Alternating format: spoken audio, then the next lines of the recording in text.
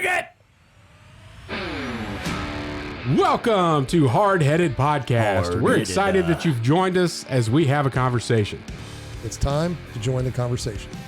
Welcome to another episode of Hardheaded. I'm your host, Matt Amos. With me, as always, Chet Sears and Troy Trussell. Today, we have what's on Chet's mind, our top 3 supporting actors. Good word brought to us by Troy. Let's just kick it off and let's get this going, Chet. What's on your mind? What was our top 3 again, Matt? Top 3 supporting actors. Supporting actors. So that got me thinking.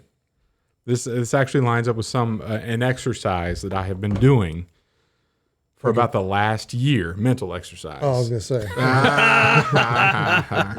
That's funny. You so funny. That's good. Praise be. When I read through, I call it an epiphany. It's helped me quite a bit in my relationship and with Christ and reading through the Bible. When we read biblical stories of whatever, let's David and Goliath. I don't know. We read about Paul. We read about Stephen. All this stuff. I had always read through that and put myself in the lead character. How does this apply to me if I were Paul? How does it apply to me if I were David? And what's my Goliath? And all of this stuff that's out there. And if we do that, I think we're missing out on a huge part of the narrative that's in the Bible. Let's take the prodigal son, for instance. You know, sometimes we're like, oh, I'm the one that left, and I'm the one that needs to come back. And then sometimes you're like, well, I'm the father, and I need to be the one that's waiting for that person to come back. And a lot of times, there's a couple passages in there about the jealous brother. Like, am I that person? Am I that character? Am I in this supporting role? What are we missing out because we're only focusing on the main characters? And then, so that's studying the Bible. What's my role in this world? If I think that my role in this world is the lead character, am I going to behave differently than if I think I'm a supporting role? And if you think about it, I'm not only a me, but I'm a father, I'm a husband, I'm a brother, I'm a brother-in-law, I'm an uncle. I'm all these other things that are actually supporting roles, not the main character. So then, what do I need to do to be a better supporting role? I've got 9 things that you can do to be better at supporting people. All right, Nice. You with me? Top you like how we did that? Top 9. You like how we did that? That was a roundabout way to say I got 9 ways. I got 9 ways for you to be a better supporting role into. Troy, listen up. You're going to really need this to up your support on this podcast. I'm taking notes. All right, I got this from role. Tracking Happiness website. Of course you did. I did. 9 ways to be supportive, and it was written by My Ali. Praise be. Nah. Oh my gosh, this is okay. Oh, I thought you said something else. Number 1, leave your opinions at the door. Don't bring your opinions into every situation, because when you do, you're trying to be the main character of the whole deal. You're trying to be the main character of the story if you have something to say about everything. So just leave your opinions out. If you want to be a good supporting person in somebody else's life, you don't always have to share your opinions. Just listen. That gets Which is number 2. Oh, go ahead. So I'm not the one who goes out and forces my opinion on people a lot of the time. A lot of the time I just listen. Yeah. But it gets awkward because I don't have that ability to just sit there and listen without offering something in return, as like I'm listening to you. I empathize with your situation,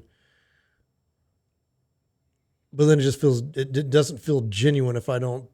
Here. I don't know. I like what you're saying. Here's what I do in those scenarios. Instead of telling them, man, you should learn this from that. Right. That's interesting. What do you think you can learn from that? Turn it around. Just ask them. And then you're supporting them in finding the answer on their own. I like that. Okay. Yeah, that makes sense. Number 2, Troy already got here. Practice active listening. Did you look up that article and you're reading ahead of me? Nope. Okay. I was just saying, like, hey, That's if you one of can't the- shut up, just listen. Active or empathetic listening. It's an invaluable skill in this, and it'll make people feel supported when you're not just silent when they're spilling their guts or asking for And that's what I support. mean. You know, I'm Yeah. listening, but I want to be actively engaged, but I don't want to say, here's what you should do. So Yeah, well, here's how you stay actively engaged. Maintain eye contact throughout the entire conversation. I'm terrible at that. Lean in towards a person. I Can't don't have do the legs. that. I don't have the legs. Nod for your that. head to encourage them to keep speaking. There you go. You can do that one. Avoid interrupting the person. Matt just nodded no at Chet when he wasn't looking. That was Avoid hilarious. interrupting the person. Paraphrase what they I just think shared. you two should listen to that last one. You were trying to interrupt. So you think we should listen to the last one? Yeah, not See, interrupt. here's what you paraphrase. What you just repeat it back to them, and just, hey, is that clear? Have Am I you got clear? to number 3 yet? No, this is still in the bullet points. Ask thoughtful questions at appropriate moments. Don't rush them, and don't change the topic without addressing what they said. Number 3. So if you're an introvert like me, if you did all of those things, then you're scared. Oh my gosh, they're about to think I'm way involved more than I want to be. Number 3, set boundaries. I Might like sound counterintuitive. I like what you just said. I gotta go.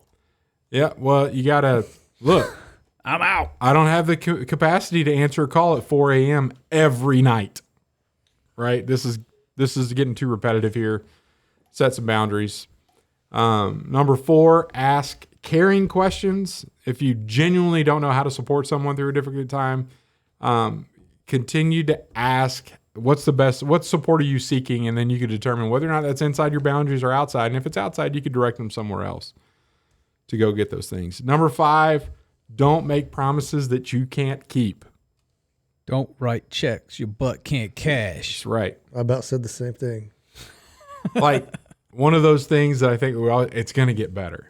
Like that's something that you always want to say to help them feel better. You don't know if it's going to get better. It might not. It's always darkest before the day. Read Job. Yeah. Well, Like those guys had some bad advice. So number 6, offer practical help.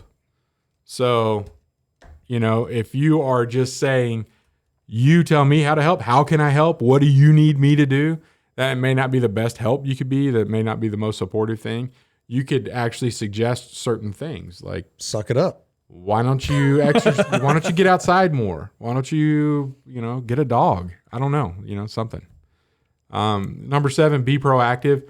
You don't want that person that you're trying to support to get to their end of the rope before, and then they're in distress, and then you jump in. You don't need to do that. So you could kind of, they've been calling me about every 2 weeks, and I'm 1 week away from the last time they called. What if I reached out right now to keep them from getting into that despair or dealing with that situation? Or if they're about to, let's just say that they have a tough time going home for the holidays. Why don't you give them a call before the holidays? Check in on them. One of those things. Number 8, validate their feelings. So just let them know, this is a really tough experience. I agree that would be very frustrating, or I understand why you feel in this way. If that's true, don't lie. And it sounds like this in real life. Oh man, that would suck, Bruh. bro. Oof. That's awful, man.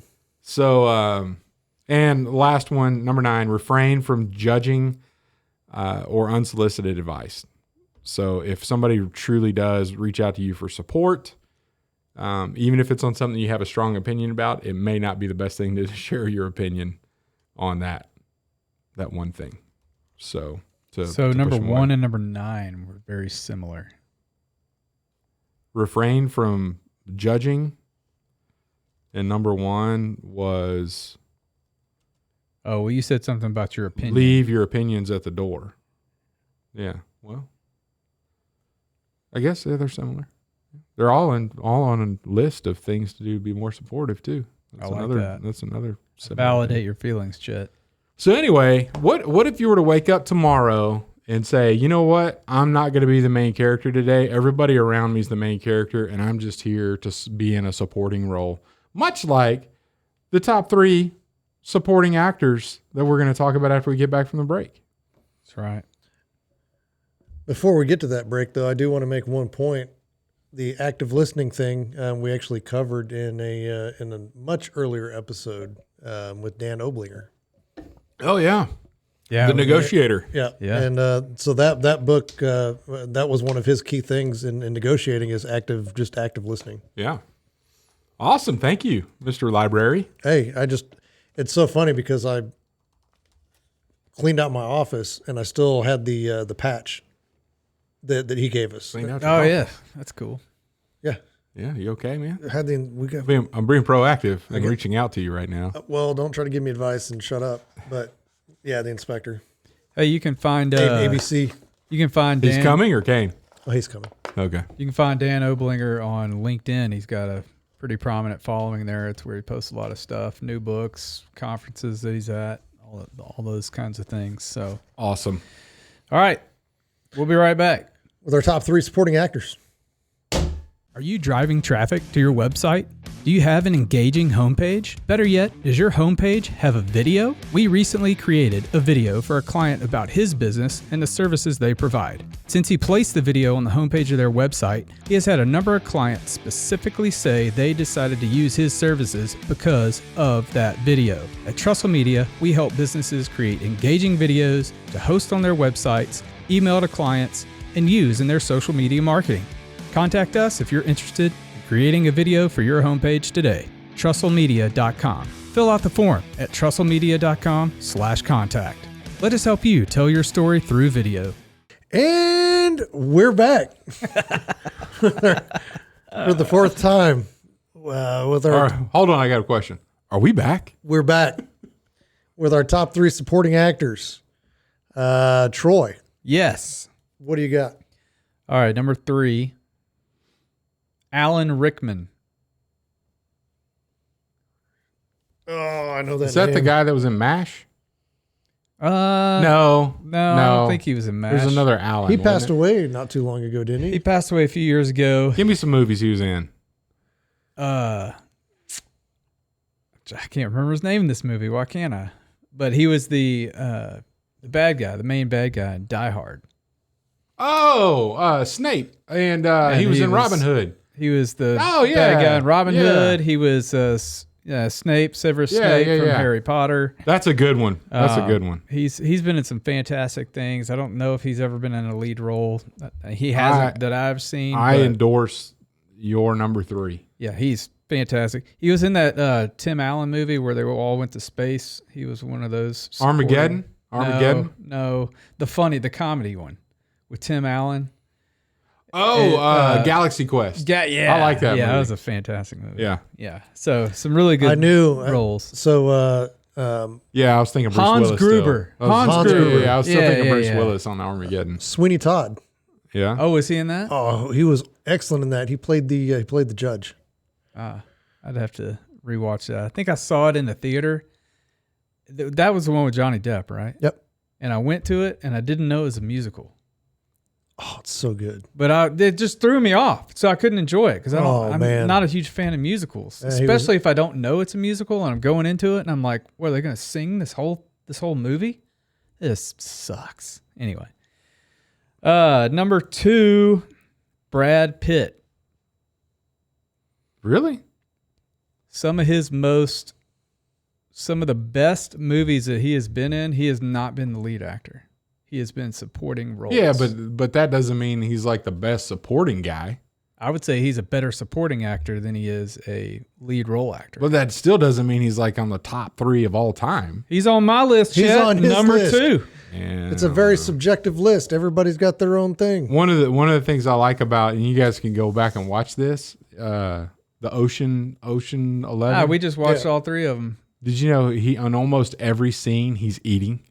Yeah, we talked about that. He did that before. intentionally. Yeah. Like he wanted to bring that to the character. That's hysterical. Yeah. I love it. Yeah, he was recently in a movie with gosh, why are names just not coming to me? Anyway, he gets his head blown off in this one. With Sandra Bullock. Yeah. But then he gets resurrected because at the end, he after the credits or whatever, he's alive You haven't again. seen this Channing Tatum? Yeah. It's so Dude, funny. It's on Netflix. You need to watch it. It's What's it funny. called? I'd have to look it up. Look it up. You got a computer right there. All right, I'll look it up when y'all are going. But yeah, like Snatch, great supporting role in that. Fight Club, I'm with you. probably his best supporting role ever. I apologize for my comments earlier. Yeah, he's got some really good ones. Number 1, Gary Oldman. He's good. He is such a good actor. He's had some leading roles, but always plays a fantastic. All the great supporting actors are going to have some leading roles, out right? there. Hopefully, eventually. But yeah, he's just a good bad guy. He's a good guy. You love to hate him, and you love him when he's on the good side. Anyway, fantastic actor. He's been in 40-something movies. Yeah. All right. Who's up next? Chet. All right, I'm going to go with my number 3, John Malkovich. Oh yeah, that's a good one. That dude is hilarious and terrifying. I think we brought it up. You brought up Rounders not too long ago. Yeah. His character in Red 2, hilarious. He was in Armageddon, wasn't he? No, that's Buscemi I'm thinking of. Yeah, Buscemi. He's a phenomenal actor. In the Line of Fire with Eastwood. He was a good. There are just so many. You start thinking, and you're like, man, that dude's been around forever. Con Air. I'm not a big fan of that movie, but he did a good job in that one. He did a great job in that. That was movie. a fun movie. Yeah. So anyway, that's my number 3. Space Force. He's in that TV show with Steve Carell. That's funny. Played a scientist. Super funny in that too. I got a tie for number 2. Oh, okay. It's a first, I believe, in my top 3s to have a tie. And you'll figure out why here in just a second. Okay. Robert Duvall and Tommy Lee Jones. Okay. What's their link? Lonesome Dove. Lonesome Dove. Phenomenal in Lonesome Dove. But then you go back through Duvall. The Apostle. And you look at The Godfather. I think he actually won an Oscar for Best Supporting Days of Thunder. Role. Days of Thunder. The Lions. The with Michael Caine. Secondhand Lions. Yes. But they were main characters. Yeah, he's a supporting because he's not. You don't have a main character. He's supporting with Michael Caine. Yeah, I guess so. Because he about made my list for that one. Yeah, and then Tommy Lee Jones. You look at The Fugitive. You look at Under Siege with Seagal. Hunted. Hunted with Benicio del Toro. Yep. Oh, he's dude. I'm telling you, Benicio's in a lead role. That movie Reptile. Have y'all watched that? I haven't yet? seen that yet. Oh, dude. Yeah, We'll talk about it when you watch it, dude. It's good. Anyway, those two dudes, and then just their stuff in Lonesome Dove alone is awesome. The characters that they had there, but there's a ton of stuff that Tommy Lee Jones has been in that's I love. It's funny. He was in No Country for Old Men. Yes. And when he was in that, I remember watching that going, man, that dude aged quickly. He looks old. He always looked old. And then I recently saw another trailer. U.S. that Marshals. he's out, Yeah. Like it's a new movie coming out real soon. I'm like, man, I guess he ages pretty well because he still looks as old as he did from No Country. And then my number 1, Christoph Waltz. And his stuff that he's done with Quentin Tarantino. Tarantino has been phenomenal, but the Bond villain, the Blofeld. I mean, the dude is just master of his craft, and he makes movies better, so much better. Yeah. Honorable mention. I've got an honorable mention that you probably didn't bring up, but Philip Seymour Hoffman. Yep. Let it rain. Anyway, what he did, he was good. If you Raindrops. his performance in Along Came Polly. I'm sorry. Oh yeah, where he sharts. And then you put his performance in that Mission Impossible, which he was the most villainous of all the Mission Impossible villains. Dude, but that his ability in that supporting role was pretty cool. Anyway, Yeah, he had some. Yeah, he's another one that could just play any character and just yeah. I'm thinking of his Boogie Nights role, and I don't watch that movie. I've never seen it. Filthy. You shouldn't watch it. But the role he played just hysterical. Yeah. Anyway, okay. good stuff. All right. That movie with Sandra Bullock, it's The Lost City The Lost City. with Sandra Bullock and Channing Tatum and Brad Pitt. Gets Dude, it's hilarious. Seen it. All right, number 3, Christopher Walken. Yeah. Any- Fighters. anything, Foo Fighters. anything that dude is in Catch Me If You Can. is automatically better. He was in the Deer Deer Hunter. Hunter. That's his probably most famous one. Constant. Was he in one with Keanu Reeves? I don't remember. He played if a was in villain. Constantine. He played a villain in some demon thing way back when. Oh yeah, that Apocalypse. No, it's I know what you're talking about. Yeah. Anyway, And what's his name played? that's when I first I was like, who is that guy? Viggo Mortensen played Lucifer in that movie. Oh, really? Yeah, he has like That's a long time ago. It was like Yeah. 90s, right? yeah one scene. Yeah. What movie was that? Can't remember it. The It's not The Advocate. I don't know. Go on to your next one. No. I'll look it up. But anyway, like even like to the comedy stuff, Joe Dirt. He was hilarious in that. He was the janitor, and I just every movie that he's in, he makes it better. Suicide Kings and all that. Yeah. Yeah, he played Gabriel, the angel Gabriel, in The Prophecy in Prophecy. 1995. The Prophecy. That was a horror movie. Yeah. Yeah, it was wicked. Dude, I Right. just thought of another guy that I should have thought of earlier. Go ahead. Number 2, Willem Dafoe. Yeah. Yeah, he's That good. dude, Platoon. Platoon, he played like the craziest, like smoke it up hippie Marine ever. Yeah, it was good. And then He was the bad guy in Die Hard 2. He was the Green Goblin in the original Spider-Man. Yep. Yeah, he had some good roles.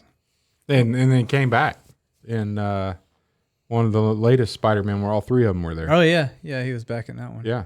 Yep. shoot, now I can't think of the movie that I mainly picked him Oh, for. sorry. He was in That's the one with the 2 Irish guys, Boondock Saints. Boondock Saints. Yeah. And there was a firefight. He was good in that until he became a cross-dresser. Right. I didn't see that coming. I didn't see that coming either, but he played a fruity detective pretty darn well. Yeah. Yeah, that was pretty good. And then number 1, we actually hit it up, Christoph Waltz. Yeah, that dude. There's just, and we've talked about it before. Just that Inglourious Bastards, that opening scene is incredible. That and the ending of that. He's That whole thing. Yeah. Anytime he's got a speaking role in that thing, when he's in the theater and he's questioning, that's a bingo. yeah, that's a bingo. Yeah, it's But good. that opening scene of if somebody were to say, "Hey, does cinematography make a difference in the Yes. tension of a film?" I would show them 100%. Yeah. I would just show them that. But it's so funny how, like, when he's speaking, just questioning somebody or playing a serious role, where he goes from like this smiling, like I'm joking around, to then just drop dead serious. Yeah. Like the way he can just change the feel of a scene and take you up and down with him is pretty interesting. Honorable mention, John Turturro. That dude. Oh yeah. Another So, one like Philip John- Seymour Hoffman, very serious, but his role in Deeds with Adam Sandler. Snicky. And The Big Lebowski. That dude he plays in The Big Lebowski. Oh brother. He's in Oh Brother. Yeah. So John Turturro and Christopher Walken are in that series on Apple Plus that y'all probably hadn't seen. Yeah, I don't have Apple Plus. Fantastic. Anger. He was in Anger Management too. With I can't Sandler. quote any of the stuff from his Big Lebowski deal, but man, that dude cracked me up in that movie. The Apple Plus it's called Severance. Oh, It's where they fire a bunch of people? No, they get something in their head fixed, in their brain severed. Oh. So when they go through the elevator at their workplace, they go to this life where all they know is work. And then when they leave, they go to a life of all they know is their life outside of work. Oh, yeah. They're severed from each other, basically. Oh. It's wicked, man. Oh. They're both in that, and they have some fun scenes. Sounds like an interesting movie that I'd actually sci-fi wise that I would watch. It's a series. It's like eight episodes, I think. Oh, that's it, man. It's really good. I mean, they leave it cliffhanging too. Right. So who knows? So the cinematographer for Inglourious Bastards is Robert Richardson. So just thought he needed a shout out since y'all kept talking about his scene there. It was fantastic. All right. Well, Troy, what's the good word? The good word Praise be. is not that. Okay. The good word, it's got to be support. Oh man, all the way through. Man, we've been talking about support. And so I want to talk about the little bit of support that Jesus promised the disciples that was coming to help them. The Comforter. The Comforter, Yeah. yes.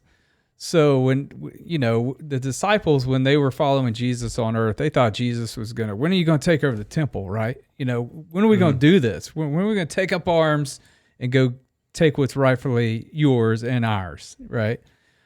But Jesus had other plans. And so none of them really knew that he was going to die and all that. They thought he was going to be king and live on. And but yeah, he kept telling them. He told them more than once, hey, don't worry. There is a comforter. The Holy Spirit is going to come, and he's going to support you. He's going to be the one that helps you, know what to say when you need to say it. I think Matt touched on the gut feeling. I think a lot of times for believers, that gut feeling is the nudge. You feel that nudge from the Holy Spirit. It's like, oh man, I don't know. Mm-hmm. I don't know if this is the right thing to do, or maybe I ought to not do that, whichever way it comes, So, so the support for believers is the Holy Spirit, and the way to get that support is to believe in Jesus, and that's all you have to do. Yeah, and Jesus talks about that in John chapter 14, verse 15, verse 16. It says, I will ask the Father, and he will give you another advocate to help you and to be with you forever, the Spirit of truth. The world cannot accept him because it neither sees him nor knows him, but you know him, for he lives within you and will be in you. He will not leave you as orphans. I will come to you. Before long, the world will not see me anymore, but you will see me because I live. You also will live. So that's when he's talking about, hey, there is a comforter coming. There's someone that's going to come and be with you even after I leave. Yep. The great support.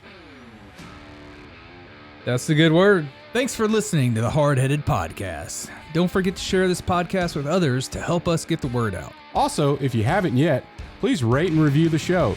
This helps our podcast show up in other people's suggested shows that may or may not have listened to us before. Thanks for listening, and we'll see you next week.